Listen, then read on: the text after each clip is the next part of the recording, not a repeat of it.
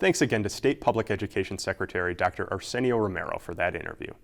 Classrooms across New Mexico are seeing more and more empty desks, and the recent drop in enrollment isn't the only reason.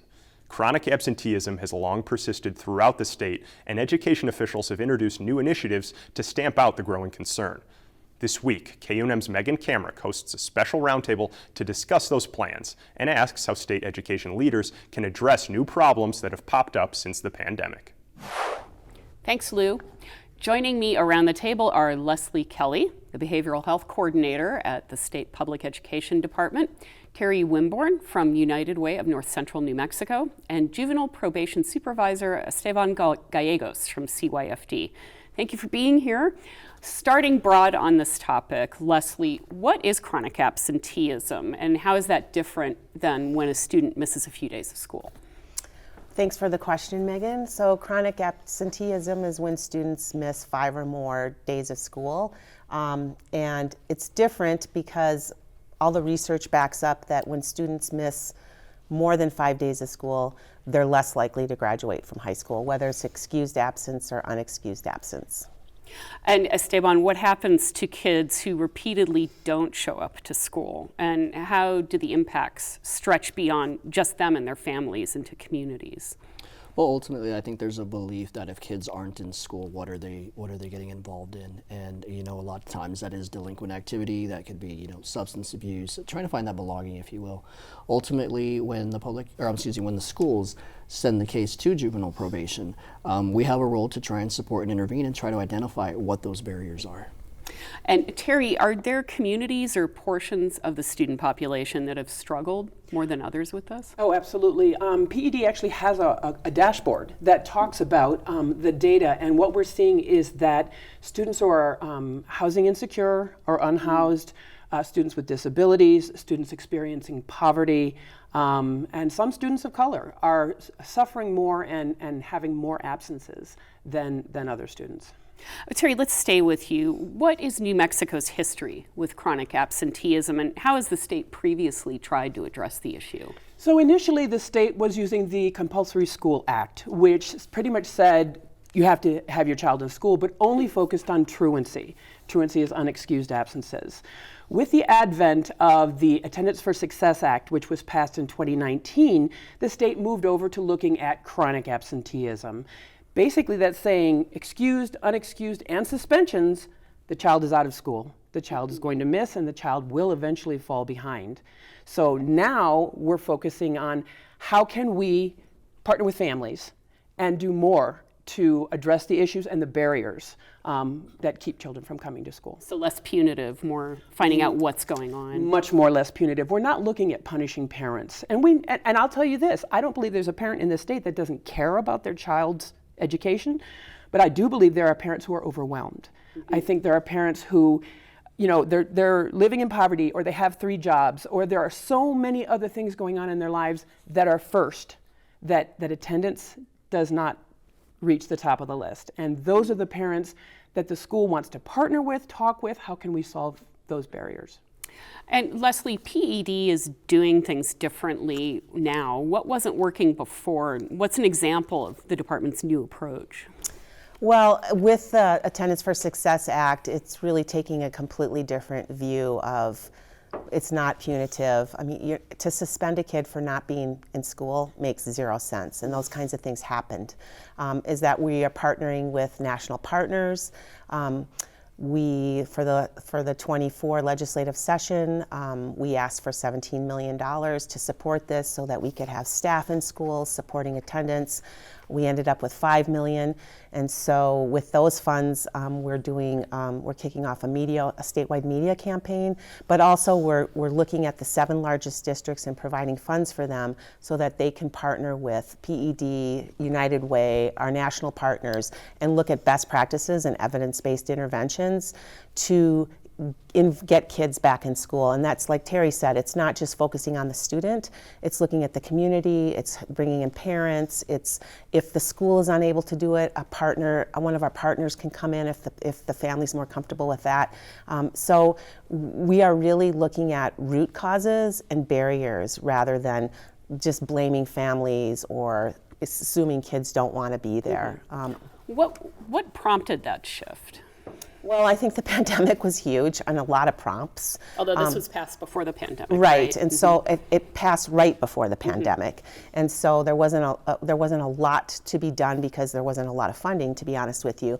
But seeing what happened and losing so many students during the pandemic, we did partner with Engage New Mexico, and they helped us recover some of those students, but it just, that engagement piece is so important.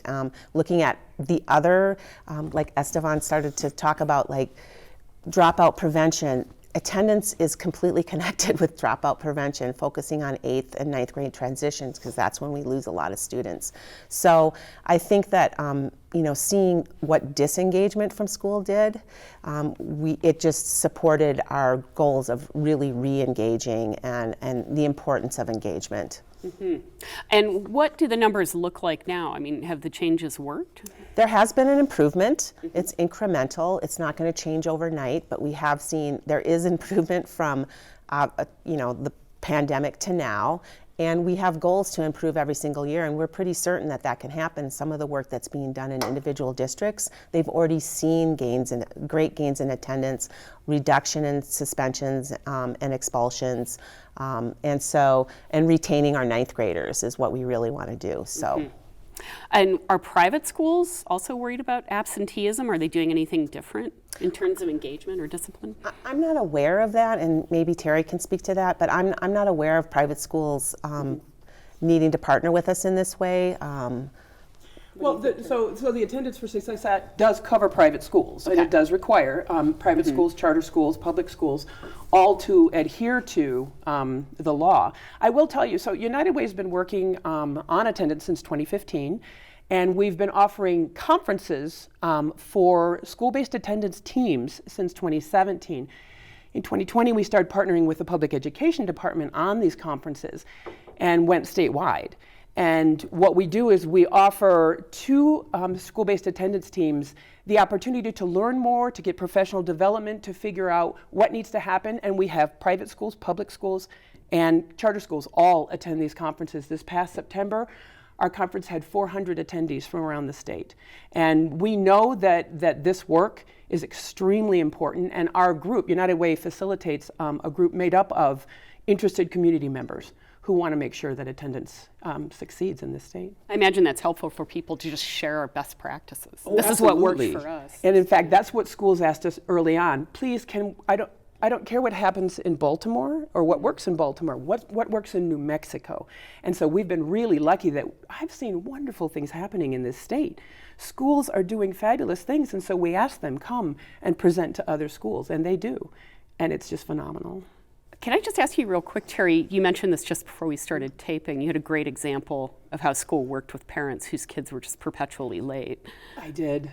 So there was a school, it's an APS elementary school, and the parents were very young, and the boys were going to bed very, very late because the parents really didn't understand about sleep needs for children. And the school brought them in and just had a conversation with them. They weren't judgmental. They simply said to them, hey, you may not know this, but children that age actually need about 9 hours of sleep a night. That might be why you can't get them up in the morning. And so they talked out with the parents. What are some options? What can we do? And the parents were so grateful. And they came up with some interventions and some incentives for the boys. And then the boys were getting to school on time and every day. All it took was that conversation with parents. And that's what the Attendance for Success Act is about. We want to partner with you as parents. We want to talk with you. We want to remove those barriers together. As you mentioned, in 2019, the governor signed the Attendance for Success Act, Bill 236. It created new data collection methods. It's meant to prevent absences and provide early intervention and specialized support systems. Esteban, what changes did that new law mandate, particularly from the juvenile probation perspective? So one of the significant changes that it required was that the interventions that are attempted by the schools now need to be documented and sent as part of the packet that goes to juvenile probation. Once we get the referral, that gives us a little bit more of an understanding what's been tried already, what maybe hasn't been considered. Ultimately, juvenile probation's role when it comes to these types of referrals is for us to do to quote the statute, to do an investigation to determine whether the child is considered to be a neglected child or a child considered in a family in need of services. And again, that's the role that we take, and that's why we need all of that information, not just simply how many days they've missed. We need what's been tried. What has the family's responses been to the phone calls, to the meetings that have been set up? Have there been referrals to community-based services? Different agencies that have helped in. What has their response been? So that gives us a better understanding of how to proceed with that case. Gives you some context to what's Absolutely. going on. Absolutely. Okay. And Terry, the COVID pandemic hit less than a year after the law went into effect. How did that alter the trajectory of what the state and private entities were trying to do with attendance? Well, initially, the law passed, and it was supposed to take effect that next July, and then we were in the middle of a pandemic, and the Public Education Department was relatively open with school districts and said, you all determine what constitutes an absence, whether they're doing it online or what we call asynchronously doing it on their own. And so unfortunately, what that meant that every district was determining on their own what an absence was. So that data coming to us, and we can't do comparisons then. Now that we're all back to school, we are seeing, and this is Terry's soapbox, sorry. There are 4 big reasons why students don't come to school. The first one is barriers, so illness, homelessness, transportation. The second one is aversion. They don't want to come to school. They've had a bad experience. They've fallen so far behind they don't understand. They're being bullied, things like that. The third one is they don't want to come to school, disinterest. And we find after COVID that actually is a big reason. Kids are like, I was online for 3 hours a day. Why do I have to be in school for 7 now? And also a big part of not being interested is students need project-based learning. They need hands-on learning. They need a reason to be there, or they need an adult at the school who shows that they care about them. And if they're not seeing that, then that's not happening. And the last reason is misconceptions. And that's what this whole statewide attendance campaign is about. Leslie, according to an Associated Press analysis that was published in August, many states around the nation have struggled with school attendance in recent years. New Mexico was among the worst, with a rate of about 40% for 2021-2022. Are there warning signs or indicators that a student is at more risk to regularly miss school? Definitely, and that's one of the outreach efforts that we're working in coordination with United Way and our national partners is looking at how do we help schools and districts set up early warning systems so that these known indicators will trigger something and we can intervene before all the absences start to happen. And there are a lot of the things that Terry talked about. Transportation is a huge one. Food insecurity, housing insecurity are huge. Parents having different work hours than what we consider traditional work time. And then the other thing is that, which is a huge part of our work in our bureau, is really supporting and helping schools create a safe and inviting and engaging environment via social emotional learning and interventions that look like that, so that it goes hand in hand with our attendance efforts. If student feels safe, has a connection with people, whether it be adults and kids at school, they're more likely to go. So those things work in concert. And also, according to the same Associated Press story, New Mexico had 18% of students with chronic absenteeism before the pandemic and was in the middle of the pack across the U.S. After the pandemic, New Mexico more than doubled its absentee numbers as the state became the 3rd highest in the nation, with 40% of students with chronic absenteeism. We haven't quite bounced back to where we were. You know what I mean? We're getting better. Yeah, We're okay. getting better. And with Terry mentioned the discipline dashboard, which is our efforts to be transparent for people to see where they are as a district, where they are as a school in comparison to other places in New Mexico. But I think one thing that we saw that was really helped us launch some of these efforts was we lost so many kids during the pandemic, and we partnered with folks that helped the districts helped the school districts, helped the state go find these kids. And we brought a lot of kids back into school and re-engaged them. And so now the focus is how do we keep them here? How do we have regular attendance? And really, really stressing that it doesn't matter if it's excused or whatever reason, it's an absence is an absence, and the research shows that once you start missing more than 5 days of school, the likelihood of you graduating decreases significantly. Go ahead, Esteban. I recall that CYFD was actually part of that partnership and trying to reach out to many of these kids. So we had probation officers making phone calls to kids and families, even going out to the house to, I think it was to refer them to Engage New Mexico at the time, to ultimately track them down, if you will, where are they at. So I do recall that initiative in our department being part Was of that it. at all problematic with the families? You have a probation officer coming. You know, we prepared them as much as we could ahead of time. You know, we weren't there for punitive measures. We were we were partnering with the public education department to ultimately provide them information with where the kid was at, what their goals were in terms of trying to get back into school, or, you know, some of them are actually even over 18, I believe. So yeah, are you pursuing a GED, or do you need assistance getting back? And I think that was the whole initiative behind referring them to Engage New Mexico. Let's go around the table real quick. We'll start with you, Terry. Okay. Is there a big idea or solution to this problem that New Mexico hasn't tried yet that we could look at? Well, I think we're there. I think that with the passage of the law and the implementation of the law, we are there. It's just that it's a change in mindset. We are not punishing parents anymore. We're not of the belief that they need to go before a judge. We are switching the way we think to relationship building. I like the community school model where we're talking about the school being the hub of the neighborhood, where parents feel comfortable coming, talking to people, and it's that relationship building. I think that's going to make a huge difference as we move forward. Leslie, what do you think? Well, I think that we're really I know we're using evidence-based practices and interventions that have worked other places, modeled, you know, out of Johns Hopkins. And with our partners, statewide and local partners, we're able to not just put all the onus on the school and expect they're like, well, if a parent or family does not have a good relationship with the school for whatever reason, it allows them to have the access to the supports via another community provider. So I think I know we're going to see some big changes. And also, you know, when you ask for $17 million and you get 5, we are only able to really focus, do focused work with the 7 largest districts in the state right now, and our hope is that we'll get more funding so that we can work with every district around the state. I've heard the state might have some extra change in the couch cushions this session coming up. Are you going to seek more? I think that's the plan. I'm not 100% sure. I hope we do. So yeah, because it will make a difference. And Stefan? I think being able to network, that's ultimately one of the things that we've been strong proponents of. So I'm lucky enough to chair a subcommittee in Valencia County, one of the counties that I supervise. And I want to say back in 2015, 2016, this subcommittee back then was just strictly, we were based off of the compulsory school attendance law. So we talked about what were our roles. In my opinion, it was a lot more black and white back then. Adapting to the Attendance for Success Act that we actually renamed our subcommittee the Attendance for Success Subcommittee, just to drive that. And that's actually a drawback from our Juvenile Justice Board.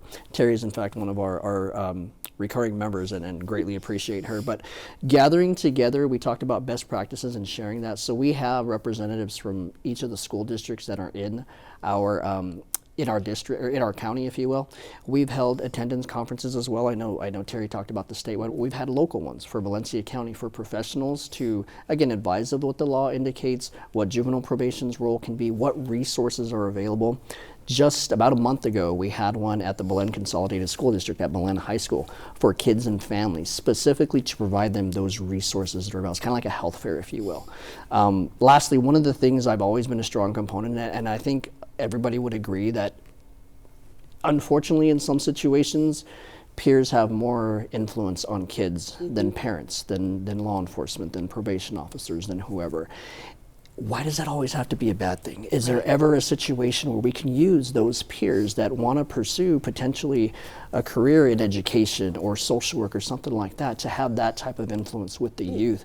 And yes, this is why school attendance, this is why education is important. I've always wanted to tap into that to see if we could use those peer influences, because again, in my opinion, and I've been doing this for a long time, peers have stronger influences on youth than usually than adults do. Can we tap into that in a positive way? Well, Terry Wimborne, Esteban Gallegos, Leslie Kelly, thank you for having this conversation with me. Absolutely, my pleasure. Absolutely.